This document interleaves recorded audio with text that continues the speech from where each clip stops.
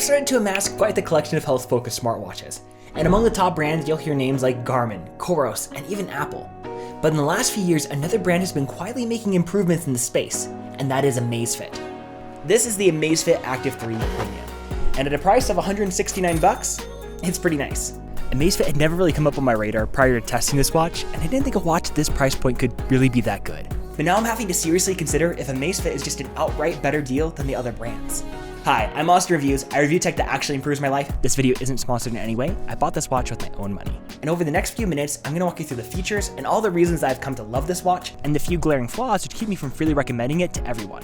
I'll have timestamps to all of these down below, so feel free to skip around if you'd like. But let's begin with the pros. The element that makes this distinct from the baseline Amazfit Active watches is the metal frame. It's rare to see metal frames on smartwatches in the sub $200 range. You're more typically going to see a lot of plastics. And honestly, it's a pretty decent looking smartwatch. It's got 4 physical buttons on the outside for navigating the UI, along with a touch display. I do wish that they had made the frame a little slimmer. It's about the same size as my Garmin Forerunner 165, but I am a pretty big fan of the default band that came with the watch. It's got good airflow for workouts, and the nub on the silicone ring helps it keep locked in place and doesn't move throughout my normal activities. The biggest shocker for me with this watch was the software. The UI honestly looks really nice. It's not as good as the likes of Apple, but when you compare this to something like a Garmin watch, it's loads ahead in my opinion. Setup was pretty simple, and the companion Zepp Health phone app is also pretty user-friendly as well. I do have some gripes with it. There are some weird UI interactions, but we'll get to those a little later on. I was even able to set up automatic workout syncing to Strava, which is an absolute must for me, since that's where I've kept all my historical workout data. When it comes to health metrics, this watch is pretty rich. I won't cover everything in this video, but some of my favorites are biocharge, which is just a number between 1 and 100 that lets you know how much energy you're likely to have based on recent workouts and sleep patterns. It's essentially the exact same as Garmin's body battery number if you're familiar with that. It's not a perfect calculation, but it does give me some added context onto how ready I am for training on a given day. It also gives you information like weekly training load, VO2 max estimates, and recovery hours, which lets you know how long it'll be until you're fully recovered from your most recent workout. Sleep score is also really nice to just help understand your sleeping habits and how well you've slept most recently. In my testing, the sleep analysis hasn't been perfect every day, but it's certainly good enough to track sleeping trends, which is the most important part of this data in my opinion. Additionally, you can actually track your sleep because you don't have to charge this watch every single night. And on that note, the battery life on this watch is pretty sick. With the always-on display turned off, you can reasonably expect to get 10 plus days of battery life. I believe they quote 11 in their specs, but in my time testing, 10 days has worked for me between charges, and that's really good. If you do use the always-on display, that number drops significantly, which is a bummer, but you still get about 4 days, which still puts it in a pretty good spot. Amazfit does use a proprietary charger type, which is a bummer, but so does every other health smartwatch brand, so I guess it's fine, and the watch does charge reasonably quick. Like you'd expect from any health-focused smartwatch, the workout tracking is stellar. It has GPS support for outdoor workouts, and as a distance runner, I love all the data and stats that I get from each workout.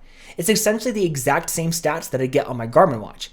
And while I found that the watch was perfect for my preferred sport of running, they do also have tons of options for other workout tracking, including swimming, since this watch is waterproof. They even have a mode for you to record your go or chest sessions. Not exactly sure why you'd want to do that, but hey, it's there. Every smartwatch is going to have some sort of phone connectivity, but the Amazfit Active 3 Premium has some really nice connection pieces that you don't find in every watch at this price point. For example, when you receive notifications from apps, it syncs the app icon along with the notification. Additionally, if you give it access, it'll take a look at your calendar and pull your events for a given day and put them inside your morning report. The morning report is just a carousel of information that they provide to you each morning, like weather, your sleep habits, and items like calendar updates.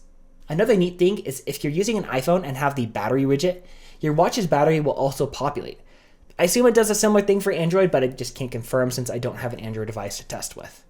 This watch also supports podcasts and music. It doesn't have a ton of storage, only about 4 gigabytes, but that's still plenty for storing tons of audio. So if you run with just your watch, it'll work well for that. Just keep in mind that if you use a third-party app for music like Spotify or Apple Music, that's not going to be supported on this watch. You have to have the actual music files or the podcast's RSS feed link for it to work. The last standout feature I want to bring up is maps and routes. Being able to download offline maps and routes to a smartwatch is typically only found in watches 3 times the price of this. I've loved having offline maps on the watch. It just lets me know exactly where I'm at without having to pull out my phone for another map. The last page of the data screens when you're working out is set by default to be a map, and it's super nice. It'll even show you where you've been so far. And all that is great, but unfortunately when it comes to routes and navigation, this is also where I'm going to start getting into the cons. The idea is that you can preload a route onto your watch, or even use a previous workout as a route, and it'll let you know when you go off track and help you know where to turn. And I didn't have any problem creating routes and uploading them to my watch. Where I ran into issues was actually using the route during my workout. Okay, so I've been trying to use the Amazfit's routes feature, and it has crashed on me not once, but twice as I've been trying to use it. And I've lost all of my data up to this point with each crash. Not a good look, Amazfit. I'd like to think that this was an isolated incident, but Amazfit has received a lot of criticism online for the lackluster software support. They ship their watches with a lot of cool features for the price, but like my experience with routes, those features are sometimes half-baked. To Amazfit's credit, about a week after this experience, they released a software update, and every time I've used routes since, it's worked flawlessly. It gave me reminders at all my turns, and even let me know when I left my predetermined route. And when I got back on track, it gave me notification as well.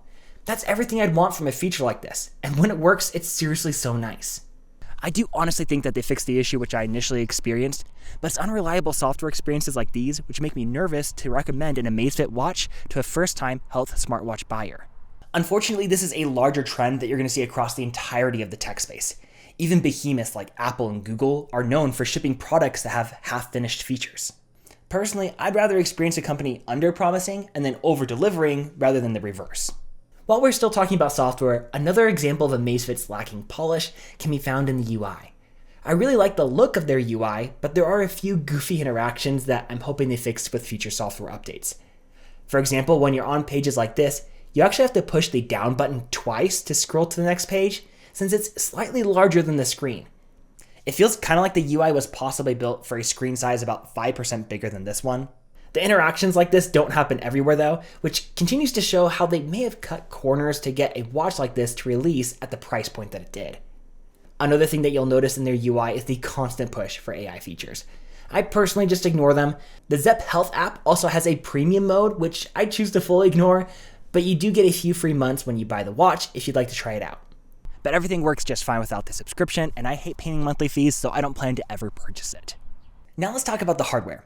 But before I dive into that, if you appreciate these unsponsored reviews and want to help support me and continue to make more of them, consider hitting that like and subscribe button. It's completely free. I do hate asking for it, but it really helps the channel out a ton. And as a thank you, here's a picture of my cats. The hardware on this watch really is solid, but I do have a few minor complaints. First off, this screen has got to be the biggest fingerprint magnet that I've ever seen. I honestly avoid touching it whenever I can because it's just so hard to keep clean. Fortunately, I prefer physical buttons anyways, and you can navigate the whole UI with just the physical buttons.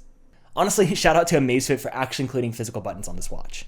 When it comes to the screen, I just wish that Amazfit offered an option with an MIP display. I get that AMOLED looks way better in ideal conditions, but MIP does so much better outdoors and always has way better battery life as well. But that's a rant for another time, so I'll just leave it at that. On the customization side of things, you can customize all the workout displays to your liking, which has been great. But when it comes to the watch faces, there's only so much you can do. Which is the case in any smartwatch, but it took me a while to find a face that had all the data that I wanted on the home screen, and even now it's not completely perfect. I just love to have some more customizability, and while you can develop your own watch face, it's a lot of work and not something that I've wanted to sink my time into yet. The final element I need to bring up on this watch is extended software support. Amazfit has gotten some pretty heavy criticism in this department. Historically, they've only given software updates for devices for 2 years. Now, that doesn't mean that your device is going to stop working after 2 years, but it does mean that you're likely going to stop receiving new features as well as security updates. Fortunately, they have recently responded to the feedback of the community by extending software support for many of their new devices to 3 years instead. It's not the longest support, and I'd always want to see more. But if you look across the landscape of health-focused smartwatches, brands like Coros and Garmin don't have any official guarantee of their support cycles. They have a history of giving 2 to 5 years of support, but there's no official guarantee on their website, at least that I can find. So I'd say I'm at least optimistic to see Amazfit moving in the right direction with their ongoing software support. The last con I want to bring up is what I call the brand transfer period. This problem isn't unique to Amazfit, but whenever you switch watch brands, they want to get you into their app, and they don't have a clean way to move your data from one system to another. So when I made the switch to Amazfit for my Garmin watch, I no longer had all the historical data. And it takes a few weeks of consistent information input for Amazfit to understand what my regular workout cadence is, what a typical night's sleep looks like, and what a normal resting and active heart rate is for me. And until I had a chance to figure all of that out, many of the other stats like biocharge and estimated VO2 max and recovery hours weren't very accurate. Now that I've been using this watch for over a month, it's pretty much figured it all out. But just know that if you're switching from another major fitness watch brand like Coros or Garmin, you're going to have to deal with that interim period of lackluster data as well. So those are my cons, and there are some very real trade-offs, but they do come with the reward of saving you quite a bit of money as well. I think the most comparable watch in Garmin's lineup would be the Forerunner 165, which is $250 new and is still missing some of the features that this watch comes with, like built-in maps. But Garmin is also a lot more reliable on the software side. I'll likely do a full comparison between these two watches in the coming weeks, so if you'd like to see that full matchup, be sure to subscribe. All in all, I really do think that this is a good watch, and at a price of $169, I can't think of another comparable watch that has the same build quality and feature set as this. And even though the software issues can be concerning, I don't think it's a bad purchase. You just need to know what you're getting yourself into. If you're willing to troubleshoot through some of those issues, save yourself some money and pick one of these up. But if you do want to cross-shop from other fitness smartwatch brands, I take a look at the Coros Pace 3. It is a generation old, but you can find one for around $200. And in the Garmin world, you can pick up a Garmin Forerunner 165 that's refurbished for around $190 around the time of making this video. I wouldn't mind continuing to use this watch, but the main reason why I won't be is because I just love the MIP display on my Garmin Forerunner 255 too much to leave it. I'll put a link to my full review of that watch on the screen in case you're interested to check it out. But until next time, stay fit, my friends. Peace.